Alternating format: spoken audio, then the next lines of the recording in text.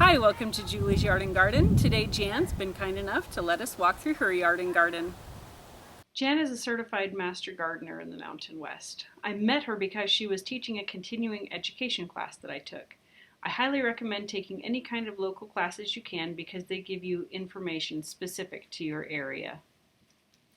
It was caused by a little buddy that I already threw away. And the reason I knew he was here is, first of all, I thought it was deer that we get up from the gully. But if you look down here, which I can pull this off, see there was all this fecal matter, worm poop. Okay. And so I knew something was in here and it wasn't a deer. But since I captured the little bugger, and they turn into moths, they're really pretty moths, and I didn't know that. And they're huge. The picture that you were showing me, somebody was holding one and it filled their entire palm. I know. A jasper moth or something like that. But you caught him before he was able to destroy the whole rest of your tomato plant. This was like in a week, little bugger. I mean, oh my goodness. it was crazy. So what is the name of the worm? Yeah. Greenhorn tomato worm. Greenhorn tomato worm. Yep, Okay. greenhorn tomato worm. All right. Also Perfect. known as soon to be dead. We had a tomato virus. Not virus, fungus, soil-borne fungus. It's a root fungus. And where the farmers have like a whole field of them, that's why it just hit them. I mean, it just wiped out all their crops. Totally wiped out their crops. But this was in the shade, I think had a lot to do with it. It didn't get as much of the rain and just different stuff. But I also rotate everything every year. Like I will not put this, I can do vines, but maybe next year I'll do the cucumber here and the spaghetti squash here and the cantaloupe up there. Okay. When I do my peppers, because they get hot and they get sunburned. Oh, grasshopper. I usually put 2 or 3 of them really close. These 2 are volunteers. I have no idea. Oh, nice. I know. And the cucumber, or the cantaloupe, one of them's a volunteer, and I didn't even put a drip on it. So I said, if you want to live, go for it.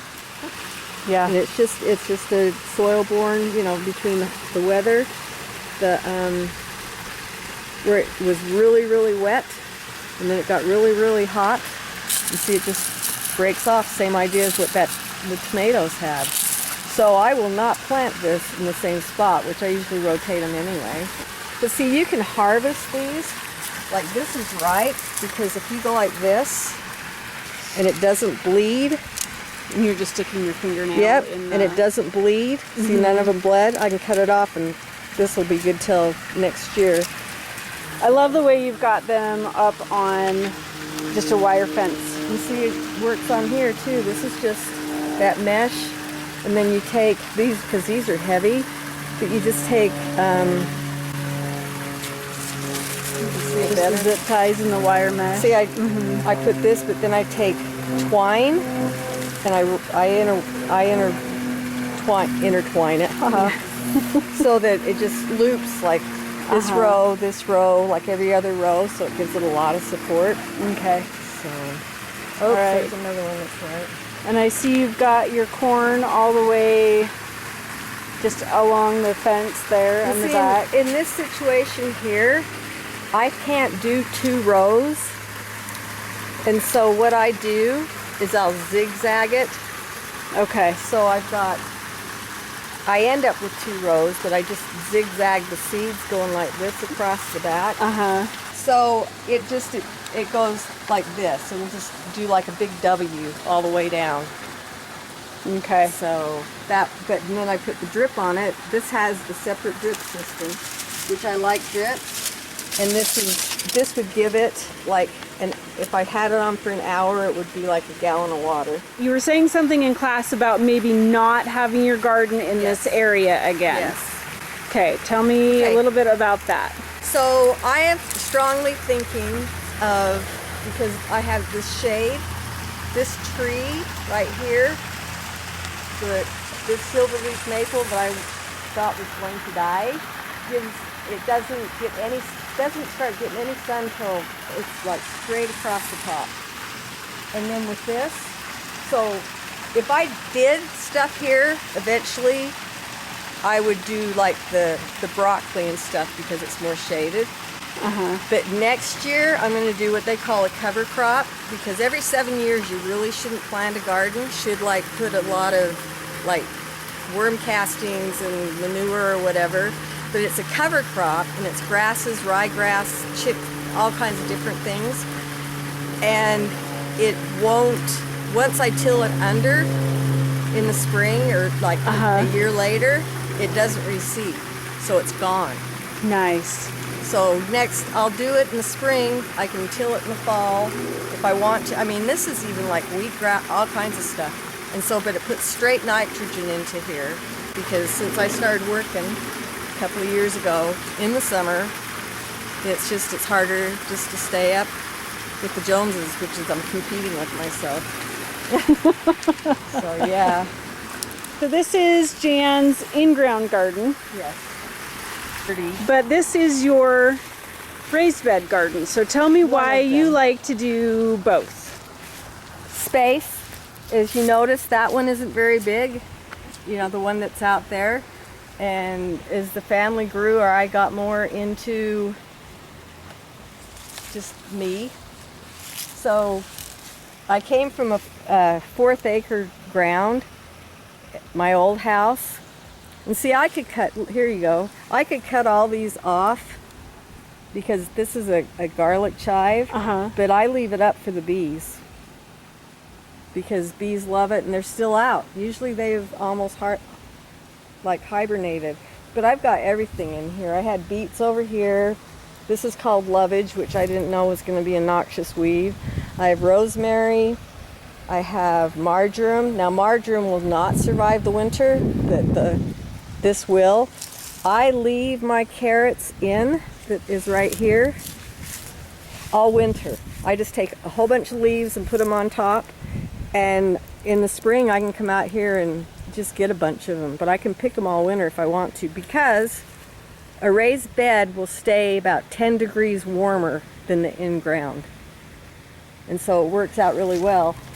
But see, here, this is what powdery mildew looks like. And see, because this one gets hit with a sprinkler system on top of just a little bit of the drip, because the water, I put a drip in here because the sprinkler sits more on top. And a lot of plants don't like the top of their whatever. Yeah, they don't like their foliage. Like tomatoes. They had those upside down tomatoes. Tomatoes don't like water on their leaves. I mean, it makes the situation worse. This was lettuce. It just went crazy, but I left it up for the deer. Maybe they can eat that instead of something. You can use every single, like, square foot or inch of your yard if you plan it out, so to say. This is kale. I leave this out all winter. It doesn't matter if it freezes. As you can tell, I've got a couple of snail things that have been out here. It's just been an odd, wet spring. But see, I've got cabbages in here. I had broccoli in here. Oh, okay. I have tarragon. I have an herb. See, these are both herbs. I try to put stuff that, like, I put stuff like this in my garden just because it attracts. It's not yellow.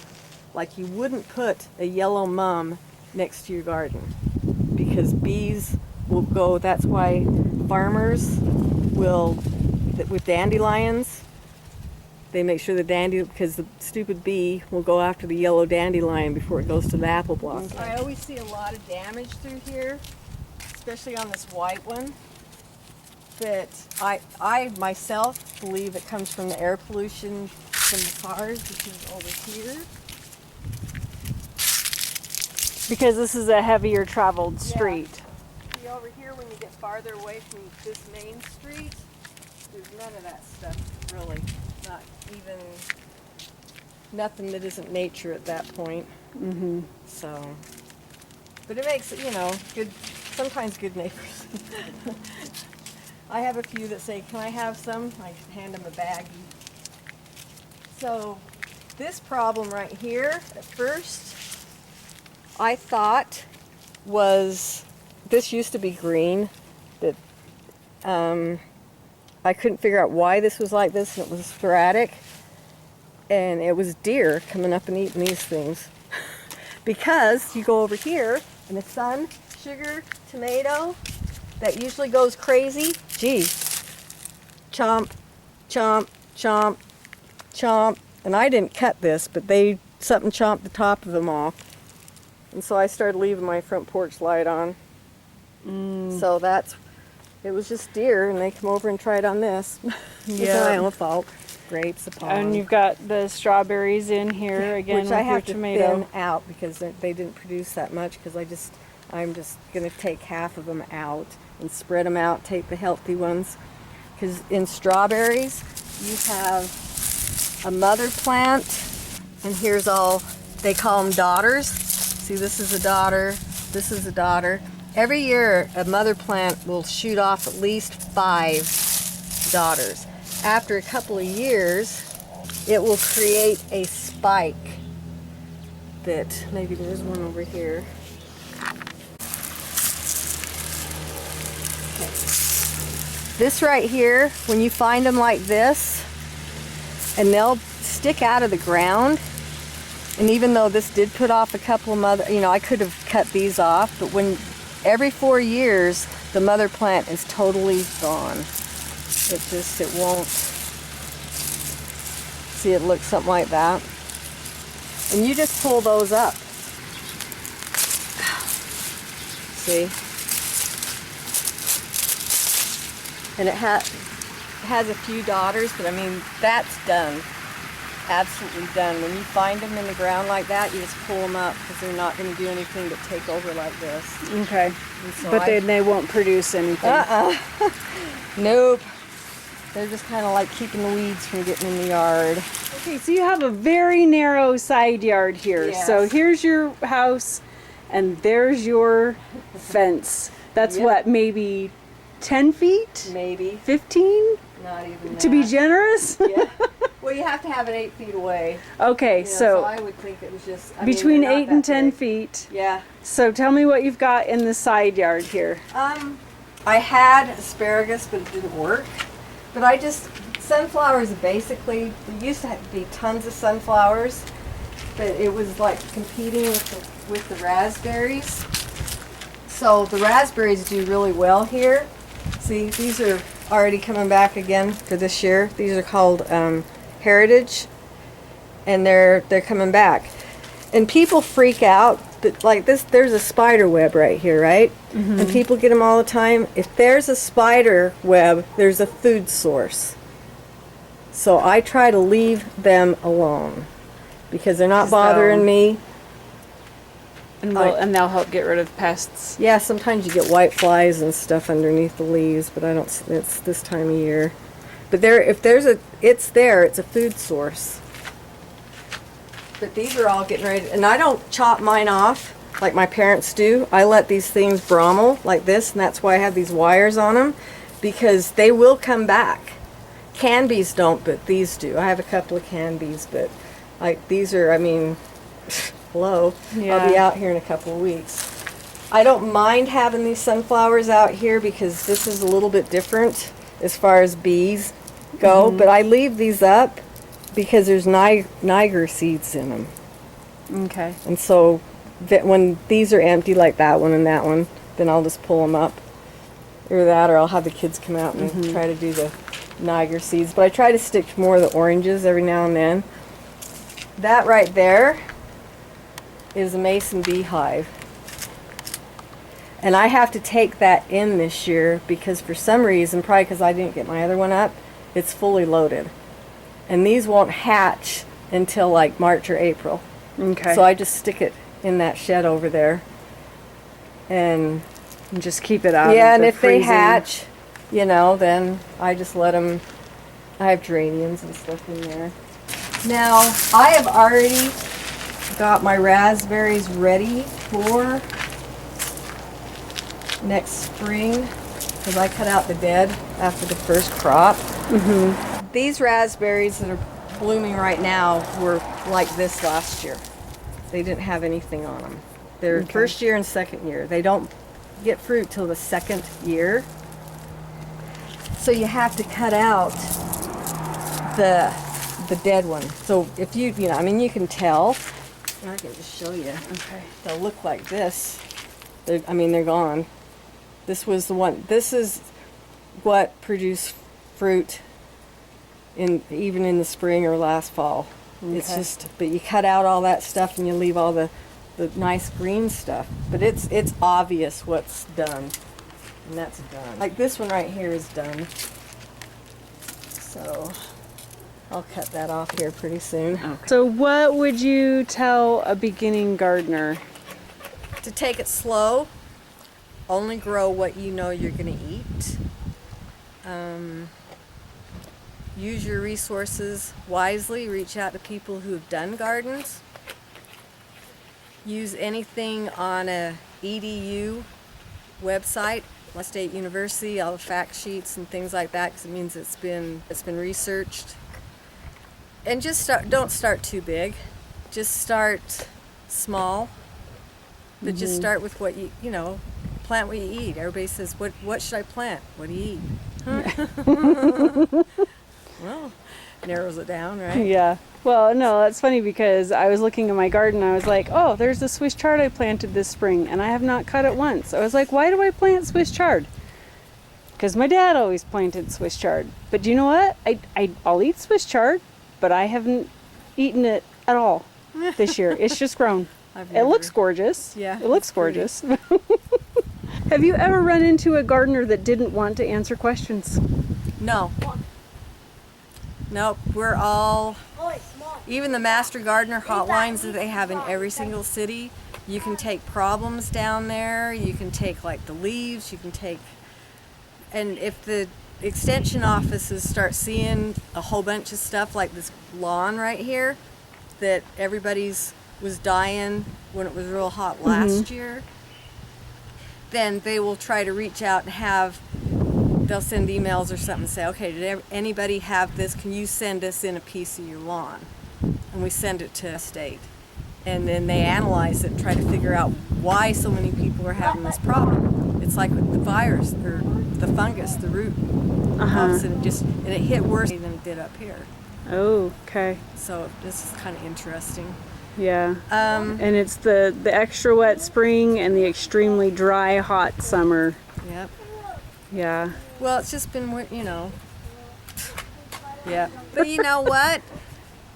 Gardening is like medicine. It's the practice of, like I'll buy 2 or 3 plants and I'll put one over in that one over there in the shade did real well. The one that's right here didn't do as well, but the one that was part, you know, play scientist, because some people will look at it and it'll say part sun, part shade, but it's like, well, what does that mean?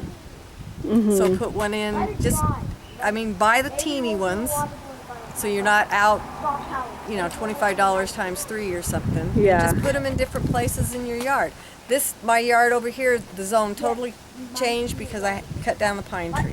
Okay. This one changed over the last 25 years. That's why that raised bed is there, because this tree was supposed to die. And it didn't. I said, that's fine. So, but just try different things. Just play with it, but it's a practice. Thanks, Jan, for letting us walk through your yard and garden. Until next time, grow something you love and just have fun with it.